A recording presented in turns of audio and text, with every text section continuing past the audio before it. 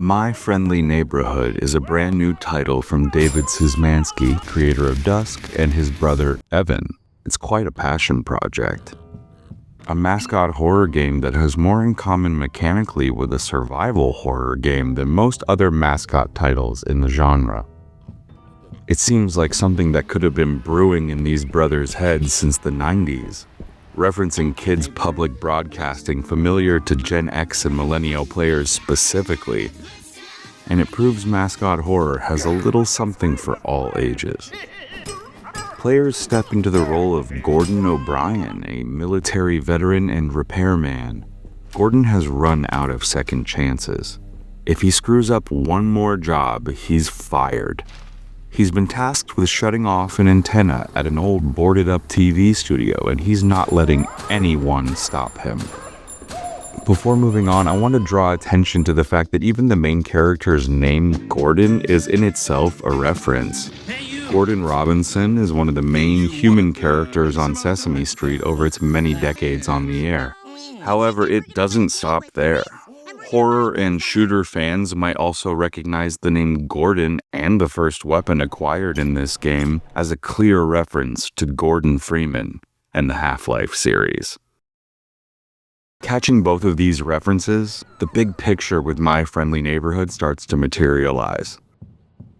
Upon arriving at the studio, Gordon quickly realizes that the puppets for an old kids show have inexplicably sprung to life and have minds of their own.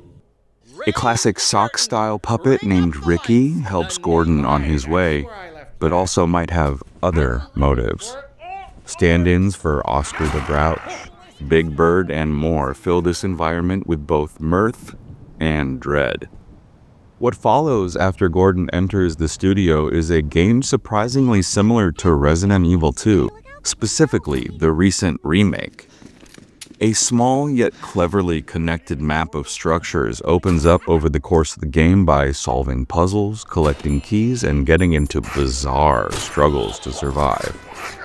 The player's map keeps track of where they've been, if they've missed anything, and it even gets marked up by Gordon when pathways no longer become available.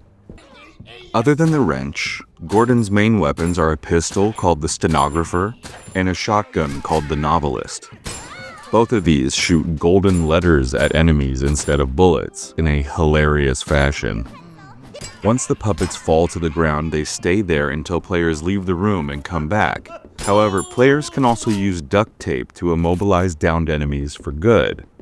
The game doesn't dole out this tape in the same frequency as ammo, so choosing which puppets to subdue becomes a very tactical decision, and is one of the main ways this game sets itself apart from the Resident Evil formula. Another main difference from the Capcom games is a surprising take on enemies haunting an area, like Mr. X or Nemesis. I found 3 different situations where after introducing a monster or monster type, the game then offers a hidden side quest puzzle with the intention of giving players the ability to remove these threats from the playboard entirely. The most interesting part of these quests, though, is that none ends in a fight. Gordon is a repairman. He's here to fix problems, not create new ones. This ends up creating an environment that, while still tense and dangerous, is more friendly than anticipated. A final unique quirk of this game I want to touch on is its economy. Throughout the studio, players will find coins that have a few different purposes. They can be used in a lobby vending machine to get candy bars, but their main purpose is to be used at safe room kiosks that either fully heal the player or let them save the game. Having to decide between saving or healing can be stressful, so players need to think ahead when it comes to using and hoarding these coins. I reached a point on my first playthrough where I realized I had seriously hindered my progression by using up all my coins. After a rage quit moment, I actually decided to restart the game with my developed knowledge, and I beat the game with piles of coins. Players need to just engage with this experience on its own terms. There is an easy mode called Friendly that removes the price tag for saving, among other tweaks. I'd recommend that for anyone just wanting to enjoy this game without so much stress. That said, I do believe playing this on the normal difficulty is the way to go. David and Evan Szymanski have produced one of the best horror games of the year, and all without a single drop of blood.